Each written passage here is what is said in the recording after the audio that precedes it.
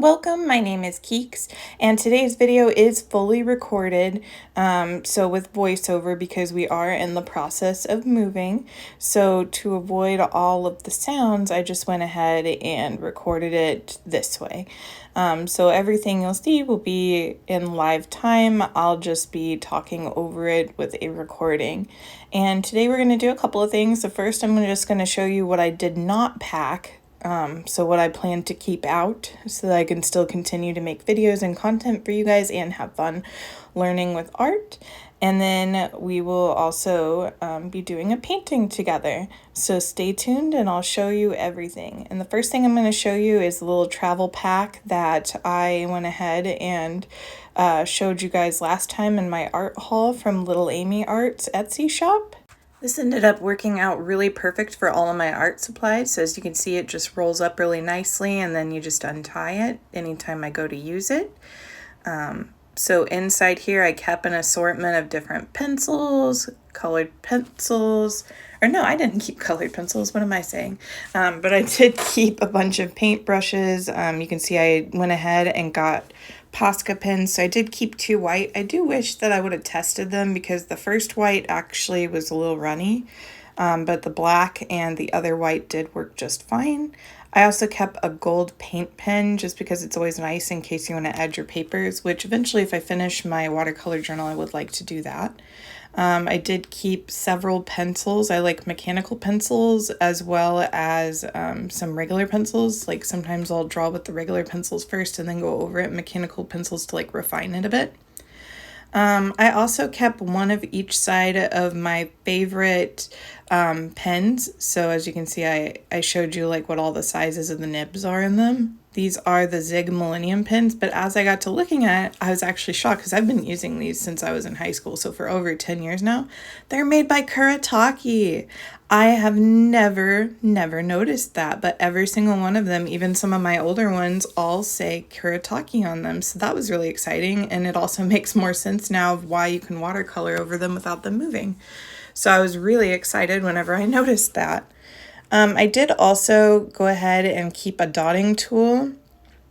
So on each side of this, it has 2 different size dots. That one has a big and a medium sized dot, as well as my ruling pen, because I want to be able to use my Kuretake gold ink as well, which I did keep behind, as you'll see later. Just in case, I did keep 3 watercolor brushes. That way, if I need to paint on the go, I can. I also kept an assortment of regular brushes, so there's an assortment of watercolor brushes as well as different regular paint brushes. So I believe I show these one by one as well so you can kind of see. So that one there is kind of an off-brand one. I wanted to keep that one so that I could use some more of that masking fluid. And I noticed on there that it does have a brand, the Princeton Art and Brush Company, and it does say liner. But that one is kind of a rough brush, so that's what I'm going to use it for. I also have a little detail brush that I went ahead and kept from Artex. And then I did keep this one here, which is just one of my watercolor brushes. It's a size 1 from Ionok. There is another little detail brush that I decided to keep. That one's a size 5. This one is kind of the type that Dee Dee likes to use. It's a size 4, but it's one of those ones that you can get really nice corners on because it's angled. Here's my favorite Ohuhu brush. That's a size 8. I've got a size 7. And then I did go ahead and keep a flat brush. Some of the artists I've been watching have been using those for background, so I wanted to try that, so I kept it out. And then in that last pocket there, I have one of my favorite types of erasers, which is one of those clicky ones. For some reason, I have another pencil there too, which I didn't show. And then I also kept my fabric pens out. I have been testing the masking fluid with fabric pens versus pencil, and I do think the fabric pens are better. And then I also had some paper towel in there. And so this is how I roll it back up. So you just like put it down, the top down, and then you just roll it. It's pretty easy, but it definitely keeps everything together for you, and then you just wrap it up. So I'm pretty happy with the tools that I chose to keep. And then I also have like a little box I got from Joann's because, as you know, Joann's is going out of business. So they had like this cute wooden box I really liked last time I was in. So I went ahead and kept that as well. That way I could easily store things in it and, keep a little bit more out so that I could have this kind of like traveling desk with me. So I am just grabbing out some things from it. So I did find an electric eraser, which I would like to start using too, just to see how it goes. That one I had just gotten on Amazon. So here's the box I was talking about, and this just has some things that I am going to keep in it. So I'll take out one by one and show you what I decided to keep. So one of the first things that I decided to grab were different clips. I've been liking to lately clip my papers down. That way they don't leak whenever I'm painting over them, and it's just been really nice. I did decide to keep the art masking fluid because I thought it worked out really well. And right now, as I'm working in the abstract watercolor, I need it. I kept the Kuretake ink, of course, because I do like to embellish with it. I'm also going to try a kneaded eraser. I went ahead and kept my mark making cards because I thought that would be fun. I also kept my Little Amy Arts pocket palettes. That way it's something small that I can use. I did keep a bunch of flashcards. I like to keep those sometimes to swatch colors on or to wipe my brush off with. Recently I purchased 72 watercolor pencils, and I went ahead and kept those out because I'd like to swatch them in my swatch book. I kept a big ruler and a small ruler, well, a couple small rulers, and then some angling rulers as well. I just thought that the angling rulers would be really nice in case I need them. And I also found a couple more pens that I, for some reason, forgot to put in that little pack. I'm having a problem picking that up. Oh, and Janet, look, I totally found a compass that had a metal bar on it, so I thought that was funny. I also kept a drawing glove so that whenever I do draw with pencil, I don't get it all over me. And then you can see in there that I've got a pair of scissors, because scissors are always great. And then I've got 3 different types of sharpeners, because lately, no matter what sharpener I use, they've all been breaking. In fact, one of the reasons why I got those 72 watercolor pencils is because my Crayola pencils, every time I've been sharpening them, they've been breaking, which is weird because the leads all look like they're in the middle, so I'm not really sure why that's happening. I've also got some brush pen watercolors that I found while I was packing. I've never used them before, and they're ancient, so I'd like to swatch those as well just to see how well they do work as watercolors. I thought maybe that could be fun. So I did get that. And all of these things, they just fit right back into this box pretty perfectly. So I figured, if I can't have my whole desk with me, I can have darn tootin' near it, right? So this way, no matter what I come up against, hopefully I won't have any breaks during videos. I do like to put out about 2 videos a week. So if you're new here, thank you so much for joining me. This is probably all kind of crazy to you, but like I said, I am moving. So hopefully in the next couple weeks or so, I will have a brand new art space, and then I will begin rebuilding my desk again. And maybe I'll even give an art tour by the time this is all said and done with, because that would be really fun, especially in our new house. So that would be really exciting. I did go ahead and keep a couple of other things too, which I'm going to show you on the screen here. I believe the next thing I look at is paints. So I went ahead and kept my Teo Tree paints. So all of the paints that I kept are watercolor. I did not keep any acrylics out because it would have been too hard to store. I kept my Paul Rubens, of course, because those are my favorite. And I also kept my Kuretake Gansai Art Nuevo set. So those are the 3 types of paints that I chose to keep. Between those 3, I should be able to use any color palette that I need to use. So I thought that those would be pretty perfect. And then I also kept out some watercoloring books. So I, of course, kept out my abstract watercolor. I am trying to do every single task in this book because it's been really fun. And it's also helping me with water control. And then the next book I have is Painting Calm. So I've got that one. I've also got the sister book to that, which is Wild Watercolor, which has like animals and different things that you can paint in the wild in it. And then after that book, I have a different one that's also animal watercoloring. It's called No Excuses, Watercolor Animals, A Field Guide to Painting, which that one has some cool studies in it that I thought maybe we could do. And then Modern Watercolor Workshop. This one's brand new to me. I haven't looked through it at all yet, but it's a book that Little Amy Art sometimes uses, so I wanted to try it out. I also may end up asking Janet if she's ever used that one before, but I really definitely think it'll be fun. And then I did keep 2 journals. It will be 3 by the time it's said and done. So I have my watercolor journal that I'm currently working on abstracts in. And then I also decided that it would be smart to keep my swatching book. That way I can not only swatch colors as I go, because I've been doing swatches with the art books so that you can see what my palettes look like. But also I have ordered 1 additional sketchbook from Little Amy Arts that I will also be using. Oh yeah, and I also kept my paint trays because, you know, that's pretty important for watercoloring. In fact, I actually use those quite a bit in this painting. So those are all the things that I decided to keep, and that is what I'm going to be using for my abridged art desk. Oh yeah, and I also found that I forgot to pack those 2 brushes, so they get to stay with me too. So now that we've gone through everything I decided to keep, this is how I'm going to kind of use everything. So as you can see over to the side, I have everything rolled out.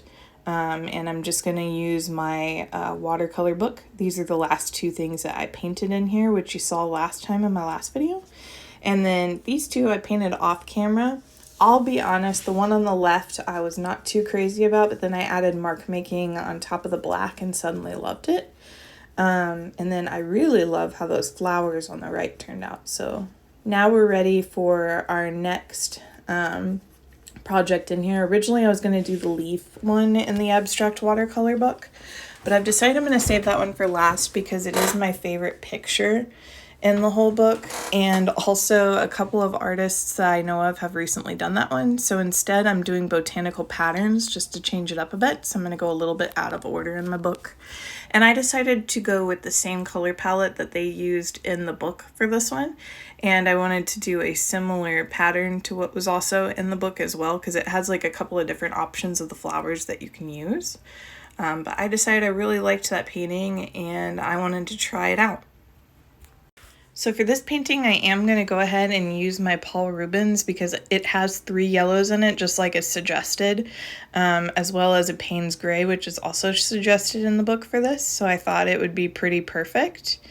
And before I begin actually painting the piece, what I've been doing lately is I've been swatching whatever color palettes that I've been using in my color swatch book, because I thought maybe that would be a fun way to fill up that journal. And also if I ever like really fell in love with a palette, I could see what colors I use. So what I do is I usually put whatever the brand of paint is that I'm using, where I got the color palette at. So in the last few that I've done, I've been using the Little Amy's Pocket Palettes. This time it's not going to be with a Little Amy's Pocket Palette. We're just going to go with the palette that the book suggested. So in it, you'll see that I end up writing down, you know, the name of the book, and then also the paints I'm using, which are the Paul Rubens. And this way, if I ever decide, hey, you know what, I really liked that palette, I want to use it again, then I'll know exactly which paints that I used to achieve that so that I can go back and then repaint with it. And I've been really enjoying that because, I mean, this is a swatch book, so I can use it for more than just, you know, swatching an entire thing of paints or an entire thing of markers. So I think that that's been going really well. So I'm just going to give it a moment to finish writing. And then on the book, it suggested having 3 different types of yellows, ranging from lemon yellow all the way to what they called a non-cadmium yellow, which I don't have a non-cadmium yellow that's a 3rd yellow, so I just went ahead and used a cadmium one, and I think it turned out fine, as you'll see in the painting.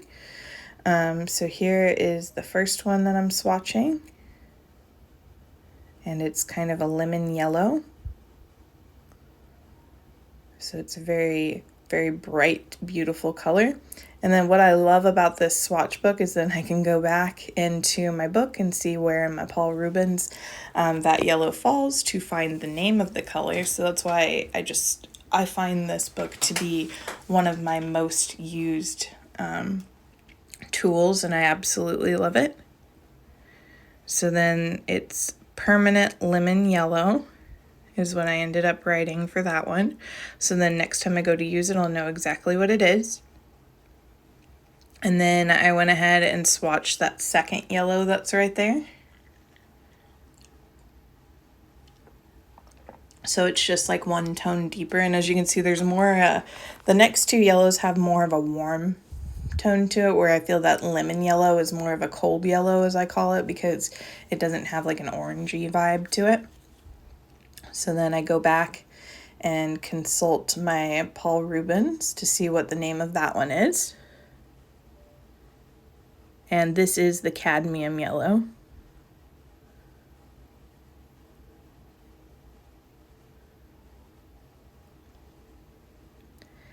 And then the third yellow is actually more of a yellow orange. Like you can definitely see some strong orange tints. So with that one, I really didn't want to use it as much as the other two. Instead, I would just use that as just like some small details just to add some color, because it truly is more of an orange. But it is the third yellow that I had in the set, so I wanted to try it out. And then I'm going to end up consulting it for the name again.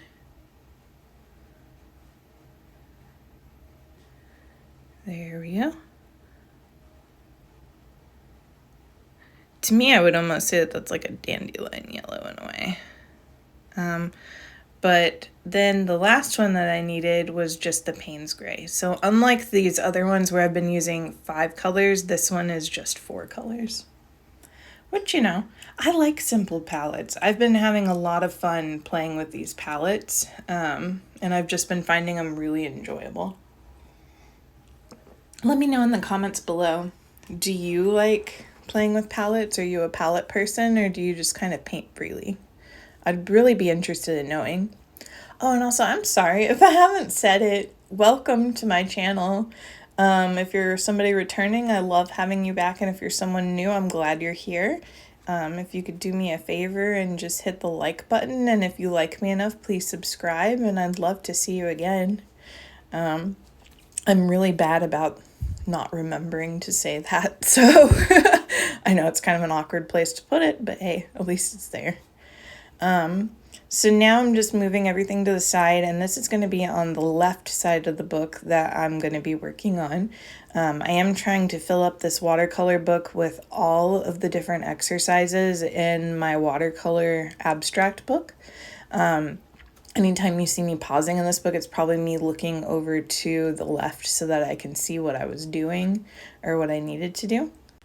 So the next thing I do is I actually pull out my masking tape. I think later on after we move, I'm going to switch to using washi tape for this part. It's just in this book, I'm just going to finish it out with masking tape. I know it rips the pages on here because this is not watercolor paper, nor is it, I think, thick enough. However, I have been trying some other techniques. I've had Devin Rex for art. She suggested that I use my heat gun on the book before I removed the tape, and I did actually end up doing that with this piece and nothing ripped, which was very nice. And it's funny, I know about that because Denise Love talks about it all the time, and I've even mentioned it in my videos that it's a good idea. It's just I always forget to do it, and then I always just rip the crap out of my paper, and this paper rips really, really easily with masking tape. So you know, I'm glad that I did try it this time, and apparently I did it within a timely manner because, like I said, I did not rip the pages this time, which was excellent. Because there's nothing worse than having a beautiful painting and then you go and look around it and you just have like little rippy rips everywhere. I mean, luckily this is just one of my handmade journals, but if it was one of my expensive journals, I'd have been a little bit mad. Definitely felt like this was one of the easier paintings to do in this book. So the first step that you want to do is you're just going to draw out your flowers. So I did a wet on dry at first to get the shape of my flower in, and then once I got the light yellow in, I took my medium color of the yellow and just kind of splatted it in there so that those colors could mix around. And I ended up doing 5 total flowers, and I liked that these were almost like leafy shaped flowers because I feel like it gives it up to the imagination a little bit to where you can decide what you're looking at there. And then afterwards I took my yellows and I did the same thing with these little circles, and then I decided to take that medium yellow and dip in some of that orange in there. So really this is going to be the only place where the orange is going to show through, and that's really the only time I used the orange at all because I wanted to make sure that wasn't going to overwhelm. And then I did 2 different styles of leaves. I did ones that kind of almost looked like blades of grass leaves, and then ones that were just kind of the oh, I don't know, ovally shaped leaves. Does that have a name? I don't know. But I just kind of wanted to do 2 different types of leaves because that's what I felt like I saw in the reference picture. So I just got those painted in there.